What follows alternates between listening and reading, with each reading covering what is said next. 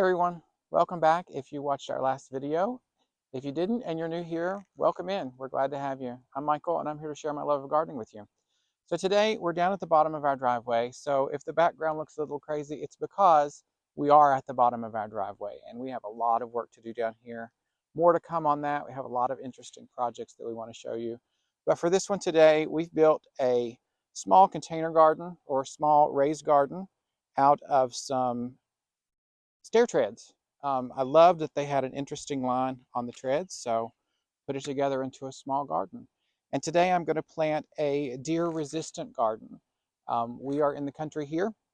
This patch in particular sees about 9 or 10 deer in a small group that come through pretty often. So I have to be very careful what I plant, not only here, but around the house as well. Now, with that, I do want to say this is deer resistant. There is no deer-proof plant. If they get hungry enough, they're going to eat it. But we can do our best to minimize that with the types of plants that we've chosen today. When it comes to deer resistance, you want to choose things that have a lot of smell to them, like lavender that we're going to do today, or that have a fuzzy texture or rubbery texture to their leaves. Deer don't like to eat those types of plants, so we're a little bit more safe with those than we are with others. So with that, what we're going to plant today, these are all full sun. This gets all day sun, very hot down here at the end of the driveway. We have a lot of gravel. The road is right there.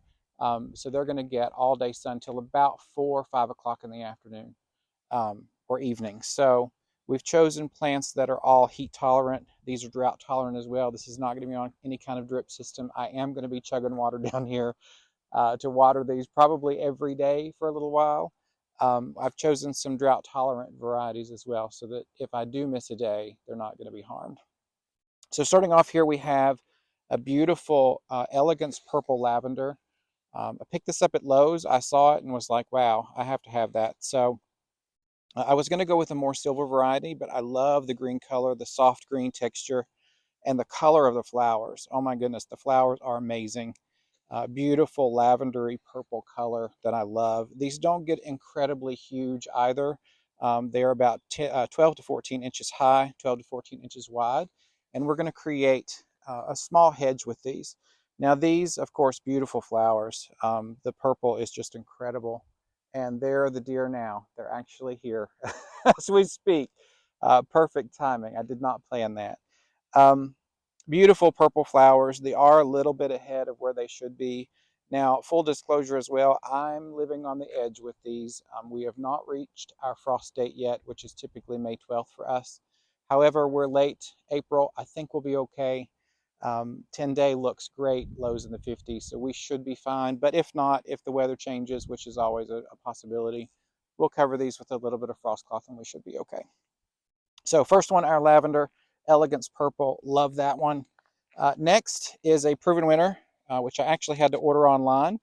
I did not order these from Proven Winners, and to be quite honest, I wish I had. These did not arrive in the best of shape. They were not shipped very well, but I think they'll be okay. Got a couple that I'm going to watch, but they should be fine. This is the denim and lace variety of Russian sage. I picked this one because it stays a little bit lower growing than some of the other varieties. It does go 28 to 32 inches tall, which is kind of tall, but I think we're going to put this around the center, and I want it to keep a little bit lower so it doesn't run into the canopy of my tree. With this variety, it is very drought tolerant.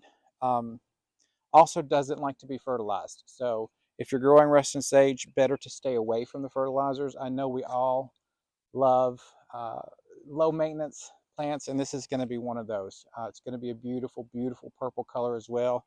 Gone with kind of a monochromatic look here with silvers and light purples. So this is going to bloom from midsummer all the way through to fall. It's going to be a beautiful canopy of flowers right in the center of our box here.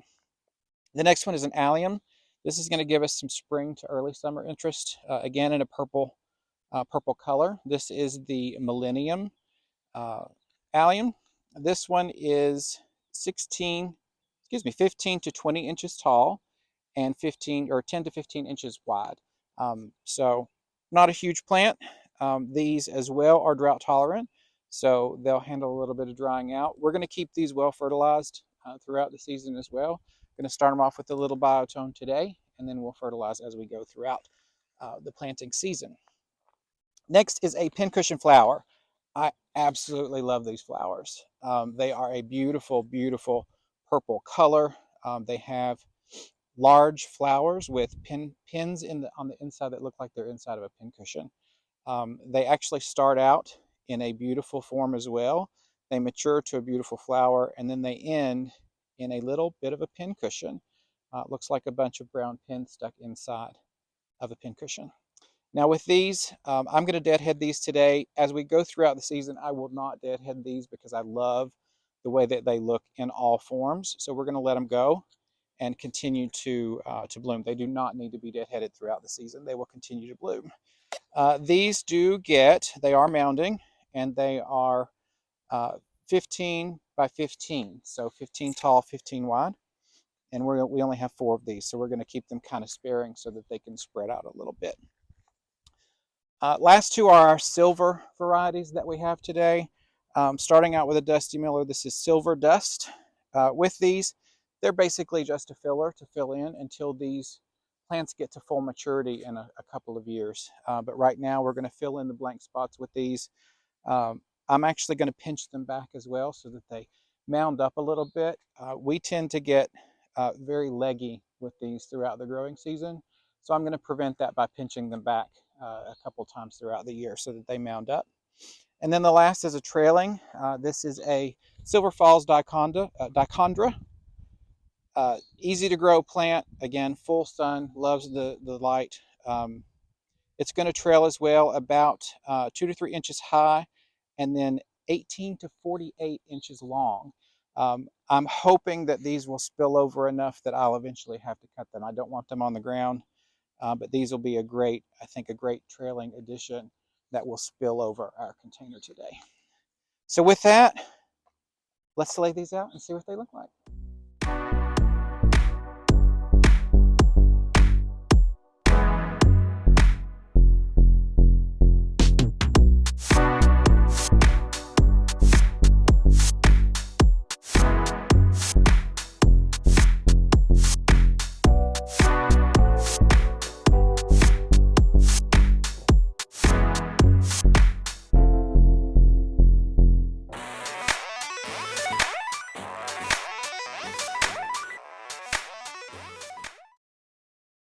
Now I know some of you are going to say you're planting this too close together, and you would be right.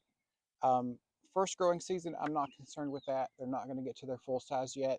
So I am going to pack them in a little bit heavy. Some of these will be actually coming out and going into another project later. The pincushion flowers mainly will be coming out.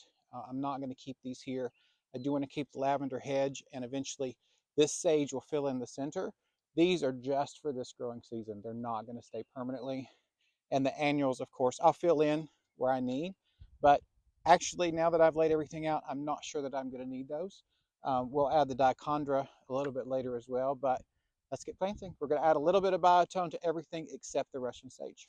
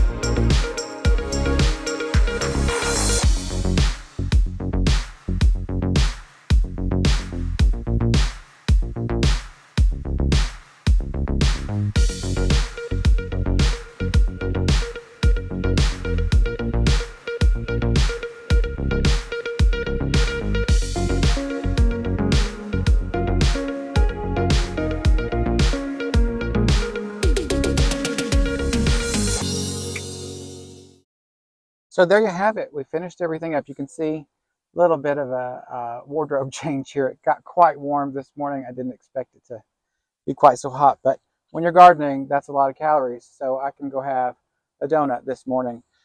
You can see lots of beautiful color already. I really love this and how it's going to look. These lavender are going to fill in to make a nice hedge around the edge. You're going to have the alliums pop up those beautiful globe-like blooms later in the season. The dichondra is going to spill over the edge. And then the sage. I'm really looking forward to the sage. It's really going to fill in nice and tall. Beautiful, beautiful pink, purple blooms, lavender blooms. And the bees are going to absolutely love it down here. Again, very deer resistant. I don't expect any problems, but again, no garden is deer proof. Now you notice when I was planting the russet sage, word of warning, be careful where you order your plants from. I did not expect those to completely fall apart when they came out. They were not mature enough for those pots. So I planted them in real nice and tight. I think they'll be okay. I'm going to keep an eye on them over the next few days. But one more thing with your planting, something that I learned not too early on in my gardening career is that you can't be gentle with your plants. They need to be in nice and tight. They need to be in nice and compact. No air pockets inside, and you want to make sure that you're planting them at ground level to their pots. I always tried to be so ginger and careful with my plants so that I didn't break anything on them. You're going to break things. It's going to happen. I know we want them nice and beautiful when they go in the ground, but remember, plants are really resistant, more so than we are even. They're going to fill back in. They're going to grow back out. They're going to rebloom. They're going to be fantastic, so don't worry about that. So with that, I'm going to clean this box up nice and pretty and white, get all the dirt off of there, and I'm going to water these in really, really, really good. So with that, thanks for joining us today. If you liked the video, please give us a like. And if you're new, please give us a subscribe. We really need the subscribers. It really helps the channel out. So we would really appreciate that. We hope you've enjoyed this, and we have lots more to come. We're starting a container series here very soon. And we'll show you what this looks like later on in the season when we get later in the summer. So with that, have a fantastic day. Thanks for joining us today. See you in the next one.